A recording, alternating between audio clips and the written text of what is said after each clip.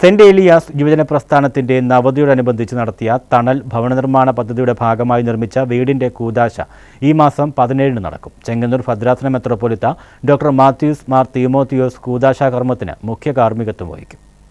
Saint Elias യുവജന പ്രസ്ഥാനത്തിന്റെ നേതൃത്വത്തിൽ കേന്ദ്ര യുവജന പ്രസ്ഥാനത്തിന്റെ നവതിയോടനുബന്ധിച്ചാണ് തണൽ ഭവന നിർമ്മാണ പദ്ധതിയുടെ ഭാഗമായി വീട് നിർമ്മിച്ചത്. ഇതിന്റെ കൂദാശയ്ക്ക് ചെങ്ങന്നൂർ ഭദ്രാസന മെത്രോപൊലിത്ത ഡോക്ടർ മാത്യൂസ് മാർ തീമോത്തിയോസ് മുഖ്യ കാർമ്മികത്വം വഹിക്കും. തുടർന്ന് ഇടവക വികാരി ഫാദർ ജിയോ എം സോളമന്റെ അധ്യക്ഷതയിൽ കൂടുന്ന യോഗം ഡോക്ടർ മാത്യൂസ് മാർ തീമോത്തിയോസ് ഉദ്ഘാടനം ചെയ്യും. OCYM കേന്ദ്ര vice president father Shiji Koshy, ഭദ്രാസന സെക്രട്ടറി ഫാദർ PK കോശി, യുവജന പ്രസ്ഥാനം ഭദ്രാസന വൈസ് പ്രസിഡന്റ് ഫാദർ തോമസ് കടവിൽ, കേന്ദ്ര എക്സിക്യൂട്ടീവ് സമിതി അംഗം റോബിൻ ജോ വർഗീസ് തുടങ്ങിയവർ പങ്കെടുക്കും.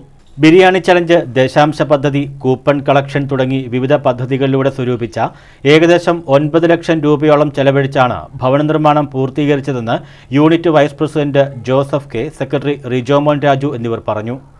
News bureau, Chengannur.